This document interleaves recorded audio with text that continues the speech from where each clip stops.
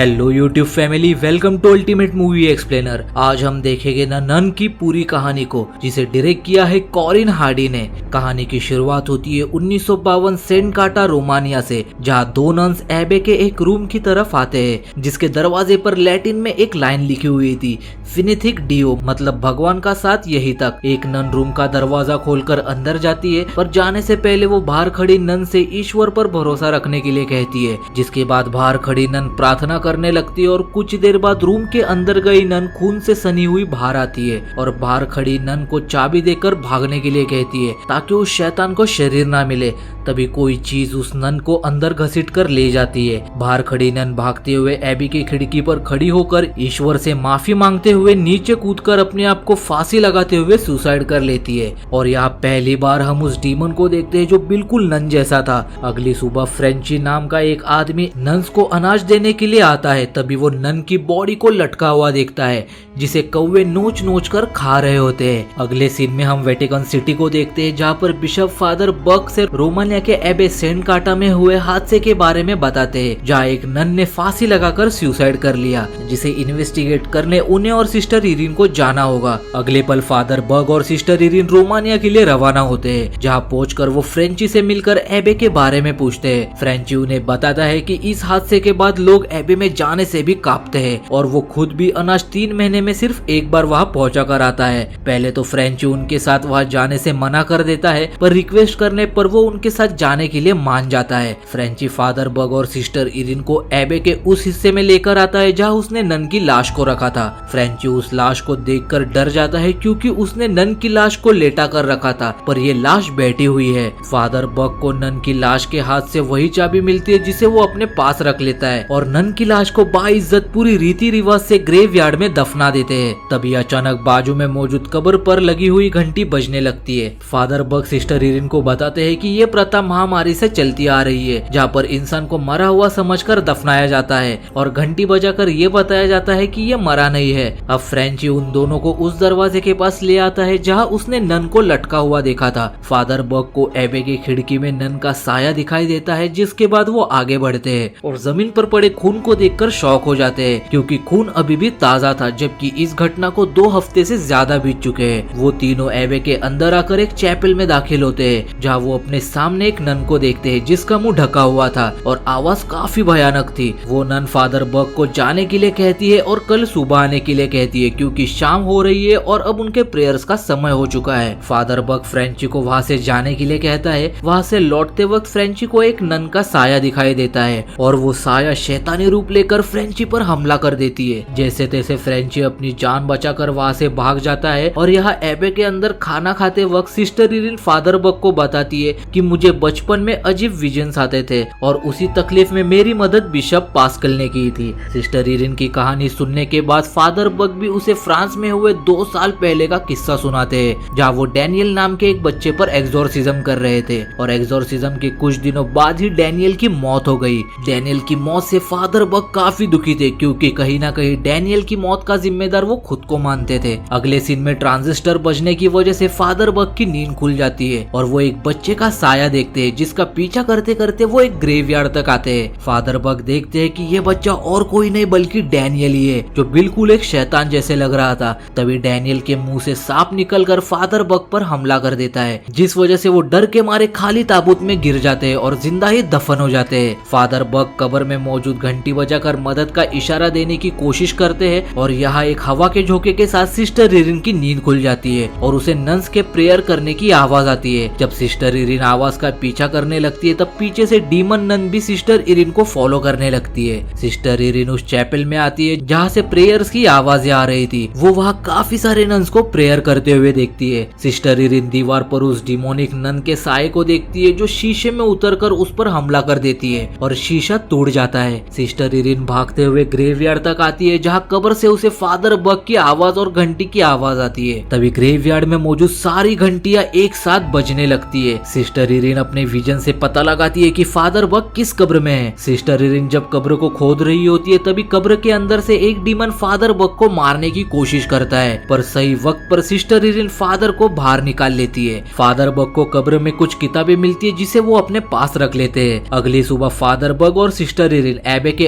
अंदर आकर mother superior को आवाज लगाते हैं पर उन्हें कोई भी जवाब नहीं आता, पर वह सामने मौजूद दरवाजा जरूर खुल जाता है। फादर बग सिस्टर इरिन को वो चाबी देते हैं जो उन्हें नन की लाश के हाथ से मिली थी और वो उसे चाबी के बारे में जानकारी लाने के लिए कहते हैं। सिस्टर इरिन एबे के अंदर आती है जहाँ वो एक नन को देखती है। सिस्टर इरिन नन को आवाज लगाती है पर वो जवाब नहीं देती और आगे बढ़ती रहती है। नन का पीछा करते हुए सिस्टर इरिन चैपल में आती है जहाँ एक नन क्रॉस के सामने बैठकर प्रे कर रही थी। तभी वह सिस्टर ओआना आकर सिस्टर इरिन को वहाँ से ले जाती है। दूसरी तरफ गांव के एक बार में फ्रेंची ड्रिंक कर रहा था। तभी बार के ओनर से उसे पता चलता है कि गांव के लूका नाम के आदमी के 12 साल की बेटी ने सुसाइड कर लिया है और ये सारी घटनाएं उसी शापित एबे के कारण हो रही है। बार ओनर की बात सुनकर फ्रेंची को फादर बग और सिस्टर इरिन की चिंता होने लगती है, इसलिए वो बार से गन लेकर उनकी मदद करने के लिए निकल जाता है। अगले सीन में फादर बग उन किताबों को पढ़ रहे थे जो उन्हें कब्र से मिली थी। यहाँ सिस्टर इरिन सिस्टर ओहाना से रिक्वेस्ट करती है कि वो उसे इस एबे का इतिहास बताए,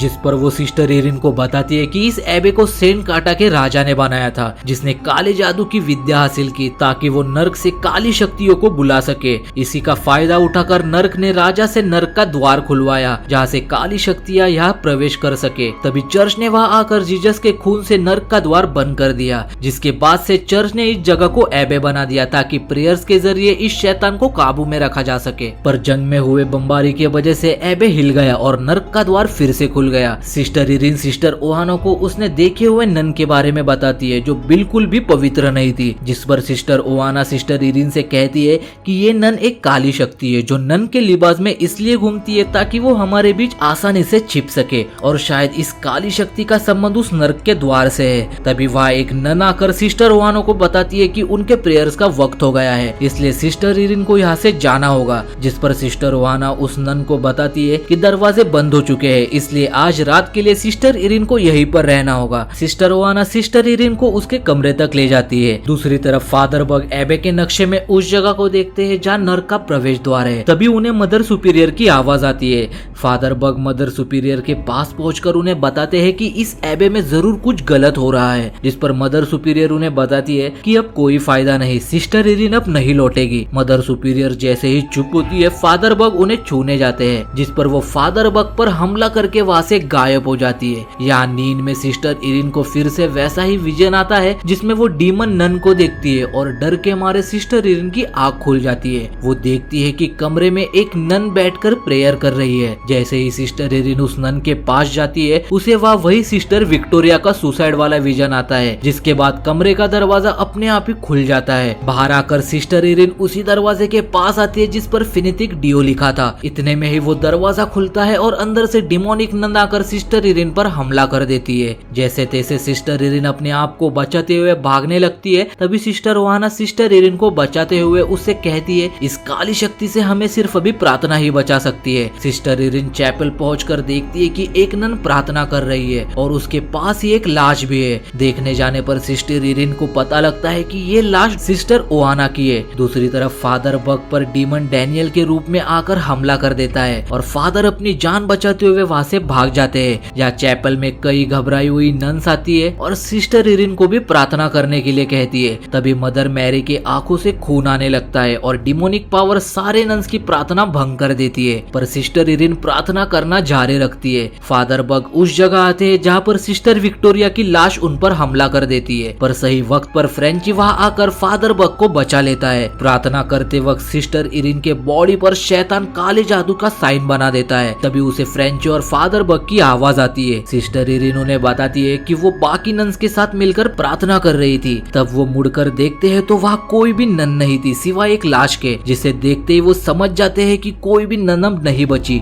और अब ये एबे भी अपवित्र हो चुका है। फ्रेंची सभी को यहाँ से चलने के लिए कहता है, पर सिस्टर इरिन वहाँ से नहीं जाना चाहती थी जब तक वो नर्क का द्वार बंद नहीं कर देती। सिस्टर इरिन फ्रेंची और फादर बग को बताती है कि हमें उस नर्क के द्वार को बंद करने के लिए उस चीज को ढूंढना होगा जिसमें जीसस का खून है। फादर बग के पूछने पर सिस्टर इरिन बताती है कि मदर सुपीरियर की लाश उन्हें तहखाने में मिली थी और अंदर जाने से पहले मुझे शपथ लेकर अपनी सारी जिंदगी गॉड के नाम करनी होगी। सिस्टर इरिन नन की शपथ लेकर तीनों तहखाने की तरफ निकल पड़ते हैं। तब तहखाने में वो तीनों उस जगह आते हैं जहाँ मदर मैरी का स्टैचू था जो एक दरवाजे की तरफ पॉइंट कर रहा था। सिस्टर इरिन जब उस जगह जाकर चाबी से वो दरवाजा खोलती है तो उसे वहाँ वो चीज मिलती है जिसमें जीसस का खून था, जिसके जरिए वो लोग नर्क का द्वार बंद कर सकते थे। फादर बग उस चीज को सिस्टर इरिन को देकर तीनों उस दरवाजे के अंदर आते हैं जिस पर फिनेटिक डियो लिखा हुआ था, और अब वो सभी अलग अलग होकर उस जगह को ढूंढने निकल पड़ते हैं जहाँ पर नर्क का द्वार है। आगे बढ़ते वक्त एक नन सिस्टर इरिन पर हमला कर देती है, पर अपने आप को बचाकर भागते वक्त वो अपने सामने एक दरवाजे को देखती है, जिसे खोलकर वो जब अंदर जाती है और वो उस साइन के बीचों बीच जाकर खड़ी हो जाती है जो साइन डीमन ने उसकी बॉडी पर बनाया था। सिस्टर इरिन को जब इस बात का एहसास होता है तो वो वहाँ से भागने की कोशिश करती है, पर वहाँ कई सारी डिमोनिक नन्स आकर उसका रास्ता रोक लेती है।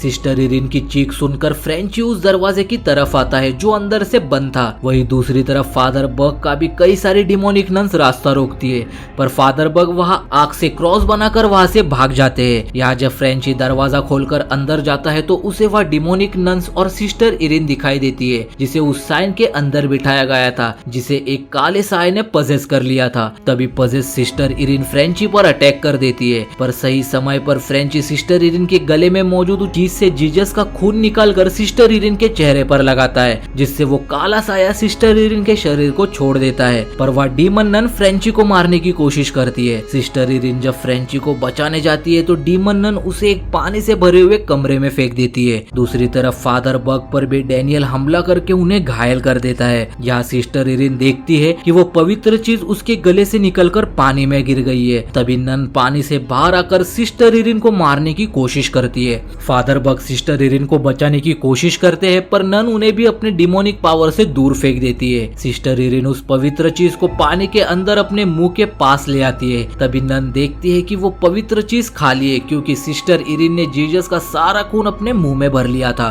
जैसे ही नन सिस्टर इरिन के पास देखती है, सिस्टर इरिन अपने मुंह में मौजूद जीसस का खून नन के ऊपर थूक देती है, जिससे नन नष्ट होने लगती है, जिसके साथ कमरे में मौजूद सारा पानी और नन नर्क के द्वार से वापस नर्क में चले जाते हैं और नर्क का द्वार भी बंद हो जाता है। अगली सुबह एबे से लौटते वक्त सिस्टर इरिन फ्रेंची को बताती है कि अब ये जगह पवित्र हो चुकी है। जब वो तीनों वहाँ से जाने लगते हैं तब फ्रेंची के गर्दन पर उल्टे क्रॉस का निशान उभर आता है, जिससे हमें ये पता लगता है कि तहखाने में नन ने अपना अंश फ्रेंची के अंदर डाल दिया था, ताकि वक्त आने पर वो फ्रेंची के जरिए फिर से इस दुनिया में लौट आए। और इसी के साथ ये मूवी यहीं पर एंड होती है। दोस्तों, थैंक्स फॉर वॉचिंग, बाय।